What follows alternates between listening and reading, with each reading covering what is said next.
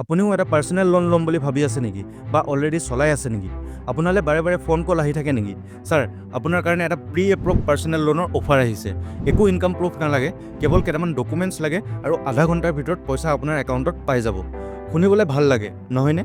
কিন্তু এই মিঠা মাতৰ ফোন কলটোৱে কেনেকৈ আপোনাৰ জীৱনলৈ তিতা নমাই আনিব পাৰে জানিবলৈ ভিডিঅ'টো শেষলৈকে চাওক। কেনেকৈ ফাইনেন্স কোম্পানীবোৰে আপোনাক পইচা দি আপোনাৰে পকেট খালী কৰি দিব। এইবোৰ আৰম্ভ হয় এটা প্ৰডাক্ট লোনৰ পৰা, অৰ্থাৎ যেতিয়া আপুনি যিকোনো বস্তু যেনে মোবাইল, ফ্ৰিজ, ৱাশ্বিং মেচিন EMIত লয় তাকে প্ৰডাক্ট লোন বুলি কয়। প্ৰডাক্ট লোনৰ EMIটো সৰু হয় আৰু কম দিনৰ কাৰণে থাকে, সেইকাৰণে আপুনি ভালকৈ চলাব পাৰে, EMI টাইম টু টাইম দিব পাৰে। আচলতে এই প্ৰডাক্ট লোনটো ফাইনেন্স কোম্পানীবোৰৰ এটা স্মাৰ্ট ষ্ট্ৰেটেজি হয়। লোনটো এটা নিচাৰ দৰে, এবাৰ ল'লে বাৰে বাৰে ল'বলৈ মন যায়, কাৰণ একো কষ্ট নকৰাকৈ পইচা পাই যায়। ইয়াৰে সুবিধা লয় ফাইনেন্স কোম্পানীবোৰে।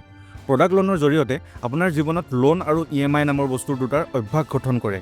প্ৰডাক্ট লোনটো ভালকৈ চলাই ক্ল'জ কৰাৰ পাছত সেই ফাইনেন্স কোম্পানীটোৱে আপোনাক পাৰ্চনেল লোনৰ অফাৰ দিব। আচল গেম ইয়াৰ পৰা আৰম্ভ হয়। হাজিৰা কৰা মানুহে হওক বা চাকৰি কৰা মানুহে হওক, পইচাৰ অভাৱ সকলোৰে থাকে। চ' আপুনি সেই পাৰ্চনেল লোনৰ অফাৰটো একচেপ্ট কৰি লয়। না ইণ্টাৰেষ্ট ৰেট চালে, না লোনটোৰ বিষয়ে ইনফৰ্মেশ্যন ল'লে, বাছ কেইটামান ডকুমেণ্টছ দিলে আৰু আধা ঘণ্টাৰ ভিতৰত পইচা আপোনাৰ একাউণ্টত। আপুনি ভাবে প্ৰডাক্ট লোনটো ধুনীয়াকৈ চলালোঁ যেতিয়া এইটো লোনো চলাব পাৰিম, কিন্তু এইবাৰ কথাটো অলপ বেলেগ। EMI বেছি, 4 পৰা 6 হাজাৰৰ ভিতৰত। ইণ্টাৰেষ্ট ৰেট বেছি, 35%। টেনিয়ৰ বেছি, 3 পৰা 4 বছৰ। প্ৰথম 4-5টা EMI আপুনি যেনে তেনে মেনেজ কৰে, তাৰ পাছত EMI টাইমত দিব নোৱাৰা হয়। ইয়াৰ পৰাই ফাইনেন্স কোম্পানীবোৰে আপোনাৰ পকেট চুচিবলৈ আৰম্ভ কৰে।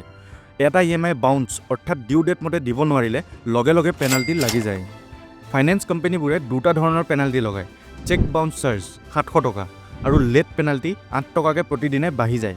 ইমানেই নহয়, আপোনাৰ বেংক একাউণ্ট যিটো লোনটোৰ লগত লিংক হৈ থাকে, বেংকে ECS চাৰ্জ লগায়, যিটো বেংক টু বেংক বেলেগ হয়। যদি আপোনাৰ গভৰ্ণমেণ্ট বেংক হয় 200 পৰা 300 টকাৰ ভিতৰত কাটিব, যদি প্ৰাইভেট বেংক হয় 600 পৰা 700 টকাৰ ভিতৰত কাটিব। বেংকে অকল এবাৰ ECS চাৰ্জ কাটি শান্তি নাপায়। 1 মাহত এটা EMI বাউন্স হ'লে 4টা ECS কাটে। অৰ্থাৎ যদি আপোনাৰ এটা গভৰ্ণমেণ্ট বেংক একাউণ্ট আছে আৰু আপুনি EMI বাউন্স কৰে, তেতিয়া আপুনি 1 মাহত কিমান পেনাল্টি ভৰিব লাগিব চাওঁ আহক। চেক বাউন্স চাৰ্জ 700 টকা, লেট পেনাল্টি 80 টকা, ECS চাৰ্জ 300 টকাকৈ 4 বাৰ 1200 টকা।